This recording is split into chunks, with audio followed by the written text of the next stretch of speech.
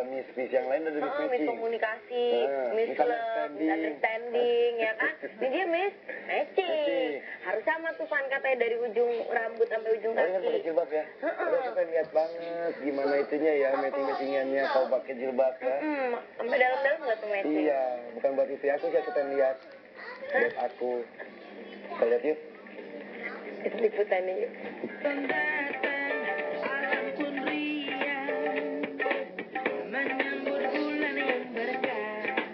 Penampilan para pesor negeri memang kerap jadi sorotan. Tak jarang apa yang dikenakan selebriti dari ujung kepala hingga ujung kaki kerap mengundang decak kagum para penggemarnya. Hal inilah yang sepertinya dipahami bintang sinetron Zaskia Adameka. Sebagai public figure, wanita kelahiran Jakarta 8 September 1987 ini sangat memperhatikan urusan penampilan, terutama gaya berbusana, hingga seringkali julukan Miss Matching pun dialamatkan kepadanya. Ditemui dalam sebuah kesempatan, wanita yang dikabarkan tengah menjalin asmara dengan sutradara Hanung Bramantyo ini menjelaskan alasan dibalik penampilannya. Aku malu-maluin sendiri aja gitu. Terus yang kedua, karena kan kalau orang pakai jilbab selama ini suka dibilang cupu, nggak modis gitu kan, nggak cantik, nggak keren, dan aku coba merubah semua itu. Ini seksi banget sebenarnya, bentuknya halter gitu kan, dan backless gitu kan, dan apa namanya, kayak kalau pakai jilbab nggak mungkin gitu kan, tapi aku beli, ya gue harus bisa matching ini gitu. Kalau buat aku dengan kita tampil cantik, kita merawat diri, ini berarti aku mensyukuri apa yang Allah kasih ke aku, dan aku mencoba untuk mengeksplornya lagi. Kalau aku cuek sama badanku, sama segala sesuatu, aku berarti tidak menghargai. Kalau aku sih prinsipnya gitu, ketika aku mempercantik, ya mempercantik apa yang diciptakan sama Allah gitu kan, dan aku bersyukur dengan apa yang Allah kasih ke aku, ya aku pede aja gitu. Aku nggak pede kalau nggak pakai sesuatu yang matching. Misalnya nggak usah diomongin, misalnya kaos kaki lah nggak kelihatan gitu, apapun yang nggak kelihatan pun pasti matching.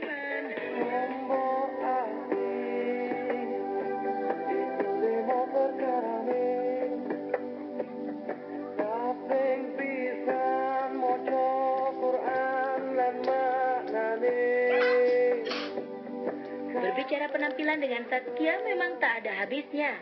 Dan ternyata pemeran Noura dalam film Ayat-Ayat Cinta ini memiliki alasan ketika memilih warna busana yang dikenakannya. Jadi aku pernah satu hari lagi bete banget itu, sampai bete banget apa segala macam gitu kan. Terus pakai ungu semua, jilbab sampai semua ungu gitu kan. Dia udah sekitar 3 kilo, 4 kilo dari rumah, terus kayak ngeliat ke bawah, gue pakai baju apa sih gitu kan, kayak kesal sendiri gitu kan. Akhirnya dia itu macet banget, aku udah keluar rumah lebih dari 30 menit, aku balik ke rumah khusus untuk ganti baju hitam-hitam. Dan itu pas udah pakai baju hitam kayak, oke, mood gue membaik, baru jalan. Itu ngaruh banget gitu. Misalnya lagi ungu semua, jadi ketika itu ngerasa lebih pede aja, ngerasa lebih oke aja gitu. Padahal sih nggak lihat juga orang misalnya kaos kaki gitu atau apa gitu. Sampai orang yang paling dekat, pokoknya siapapun orang yang dekat sama aku, akhirnya pun dia jadi belajar matching juga, nggak sahabatku, nggak orang yang lagi dekat atau siapapun, kakak adekku, matching gila.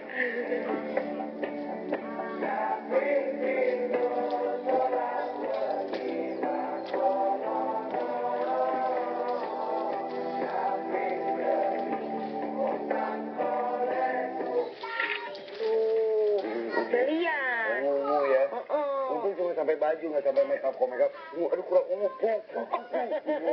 Harus konsisten gitu.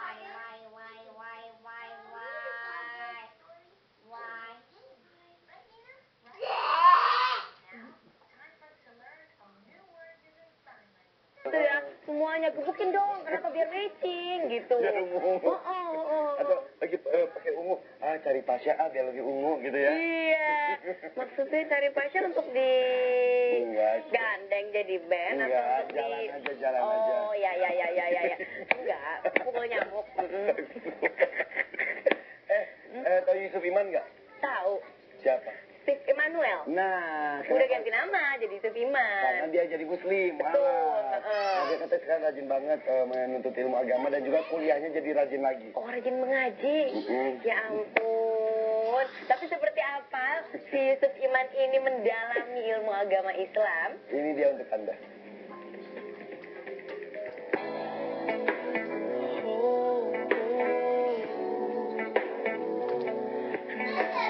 Kata terlambat untuk mengejar ilmu, maka tak heran jika demi memperkaya wawasan, pepatah mengatakan kejarlah ilmu hingga setinggi langit.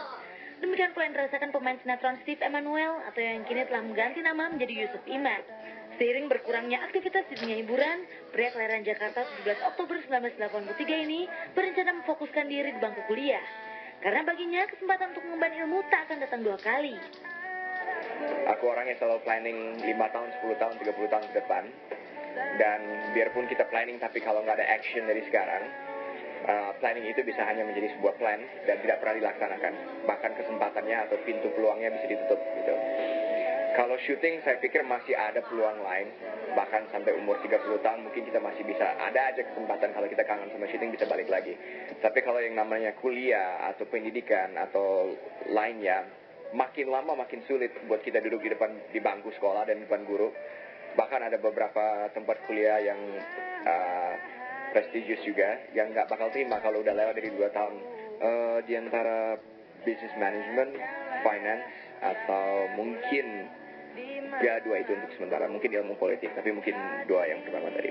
Sekarang aku fokus ke kuliah, mudah-mudahan itu bisa jalan dengan lancar, sambil kerja, cari pengalaman di bidang yang lain. Tapi kalau syuting masih ada kesempatan ya kita balik lagi syuting. Itu aja. 1,5 tahun yang lalu mulai menolak keras syuting. Tapi sekarang kalau misalnya mau syuting lagi masih bisa. Ya supaya kita nggak jadi bintang atau artis terkenal yang tua dan masih ngarepin produser bayar kita buat hidup dan makanan sehari-hari segala macam kan. Lebih baik kita punya nasib di tangan kita sendiri. Keinginan kuat dalam menentukan jalan hidup memang merupakan bagian dari pribadi Yusuf Iman. Seperti juga saat pria keturunan Indonesia Amerika ini memutuskan untuk memeluk agama Islam 25 Mei 2008 lalu. Beragam cerita, pendapat dan kesan ketika ayah 2 anak ini menjadi mu'alaf pun dirasakannya. Mulai dari menjalankan sholat 5 waktu hingga membaca Al-Quran berbahasa Arab. Kalau masalah bisa 5 waktu atau enggak itu bukan belajar ya, itu disiplin, itu aja. Saya rasa mungkin kalau agama manapun sampai mati kita akan pernah selesai belajar ya. Jadi kita akan belajar terus sampai kita meninggal karena memang banyak sekali yang harus dipelajarin. Apalagi kalau kita bicara soal agama Islam yang bahasanya aja bukan bahasa Indonesia atau Inggris, dan bahasa Indonesia saya aja masih harus diperbaiki, masih harus disempurnakan, apalagi bahasa Arab ya. Jadi sampai mati pun pasti meninggal, pasti belajar terus.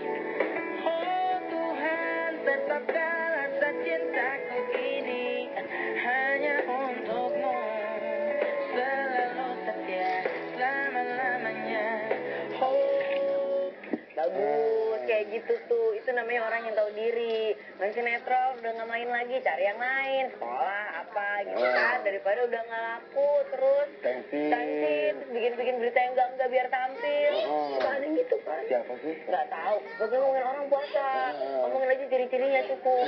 Ciri-cirinya gimana? Ya itu. Inisial. Ya, lihat aja deh bulan depan. Habis lebaran ya. Ya.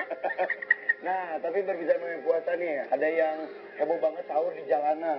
Padahal dia punya rumah, dia ke jalan, sahur jalan.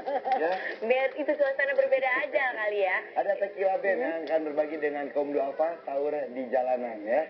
Tequila Band kan? Iya. Bukan sahur dengan Cuma minum tequila. Enggak. Enggak dong. Mabuk kan. Iya.